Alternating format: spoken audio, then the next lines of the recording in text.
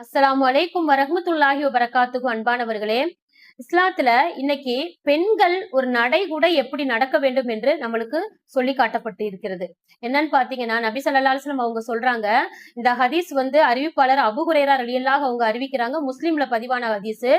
ஒரு பெண் மெல்லிய ஆடை அணிந்து கர்வத்துடன் தலையை சாய்த்து அந்நிய ஆண்களின் கவனத்தை ஈர்க்கக்கூடிய அளவுல ஒரு பெண் நடந்து செல்வாளேயானால் அவள் நரகவாசியில அடங்குவார்கள்.